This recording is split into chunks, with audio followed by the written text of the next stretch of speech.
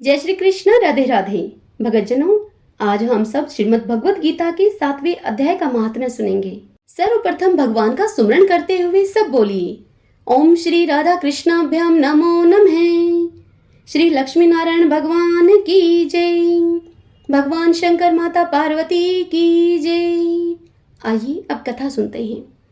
भगवान शंकर देवी पार्वती से कहते हैं, हे पार्वती, अब मैं तुम्हें 7वें अध्याय का महात्म्य बतलाता हूँ, जिसे सुनकर कानों में अमृत राशि भर जाती है। पाटलिपुत्र नामक एक दुर्गम नगर है, जिसका गोपुर अर्थात द्वार बहुत ही ऊंचा है। उस नगर में शंखकर्ण नामक एक ब्राह्मण रहता था। उसने वैश्यवृत्ति का आश्रय लेकर बहुत धन कमाया, किंतु न तो कभी पितरों का उसने तर्पण किया और न कभी देवताओं का पूजन ही किया। वह धनोपार्जन में तत्पर होकर राजाओं को ही भोज दिया करता था। एक समय की बात है, उस ब्राह्मण ने अपना चौथा विवाह करने के लिए पुत्रों और बंधुओं के साथ यात्रा की। मार्ग में आधी रात के समय जब वह सो रहा था, उस समय एक सर्प ने कहीं से आकर उस ब्राह्मण की बाह में काट लिया। उसको काटते ही ब्राह्मण की ऐसी अवस्था हो गई कि मणि, मंत्र और औषधि आदि से भी उसके शरीर की रक्षा असाध्य जान पड़ी।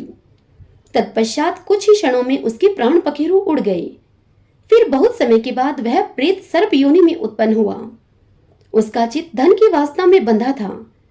उसने पूर्व वृत्तांत को स्मरण करके सोचा कि मैंने जो घर के बाहर करोड़ों की संख्या में अपना धन गाड़ रखा है, उससे इन पुत्रों को वंचित करके स्वयं ही मैं उसकी रक्षा करूंगा। एक दिन सांप की योनि से पीड़ित होकर पिता ने स्वप्न में अपने पुत्रों के समक्ष आकर अपना यह मनोभाव बताया। तब उसके निरंकुश पुत्रों ने सवेरे उठकर बड़े विस्मय के साथ एक दूसरे से स्वप्न की बातें कही। उनमें से मझला पुत्र कुदाल हाथ में लिए घर से बाहर निकला और जहां उसके पिता सर्प योनि धारण करके रहते थे, उसी स्थान पर गया। यद्यपि उसे धन के स्थान का ठीक ठीक से पता नहीं था, तो भी उसने चिन्हों से उसका ठीक निश्चय कर लिया और लोभ बुद्धि के द्वारा वहां पहुंचकर बांबी को खोदना आरंभ कर दिया। तब उस बांबी से बड़ा भयानक सांप प्रकट हुआ और बोला, ओ मूढ़, तू कौन है? किस लिए यहाँ आया है और क्यों इस बिल को खोद रहा है? अथवा किसने तुझे यहाँ भेजा है? यह सारी बात तू मेरे सामने बता। तब वह पुत्र बोला, मैं आपका पुत्र हूँ, मेरा नाम शिव है। मैं रात्रि में देखे हुए स्वप्न से विस्मित होकर यहाँ पर स्वर्ण लेने के लिए कौतूहल से आया हूँ। पुत्र की इस लोक निंदित वाणी को सुनकर वह सांप हंसता हुआ उच्च स्वर से इस प्रकार स्पष्ट वचन कहने लगा। वह बोला, यदि तू मेरा पुत्र है तो मुझे शीघ्र ही इस बंधन से मुक्त कर। मैं पूर्व जन्म के गाड़े हुए धन के लिए ही इस सर्प योनि में उत्पन्न हुआ हूँ। तब उस पुत्र ने पूछा, हे पिताजी, आपकी मुक्ति कैसे होगी? इसका उपाय आप मुझे बताइए, क्योंकि मैं इस रात में सब लोगों को छोड़कर आपके पास आया हूं।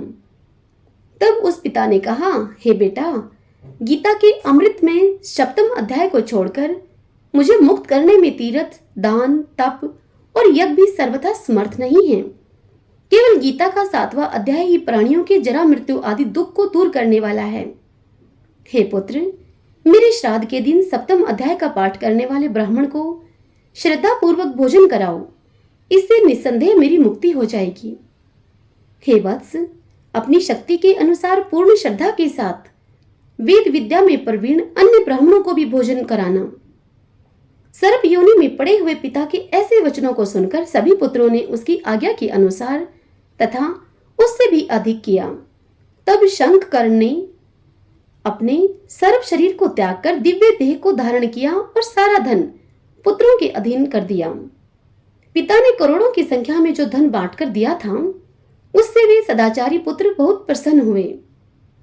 उनकी बुद्धि धर्म में लगी हुई थी, इसलिए उन्होंने बावली, कुआं, पोखरा, यज्ञ तथा देव मंदिर के लिए उस धन का उपयोग किया और अन्नशाला भी बनवाई।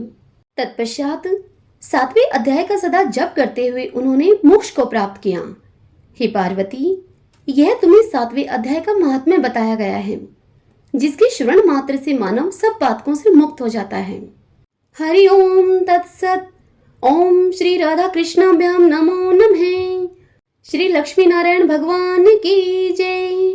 भगवान शंकर माता पार्वती की जय। भक्तजनों, कथा आपको पसंद आई हो, आपके लिए उपयोगी रहे तो इस वीडियो को लाइक करें और कमेंट बॉक्स में जय श्री कृष्ण राधे राधे लिखें। जय श्री कृष्ण राधे राधे।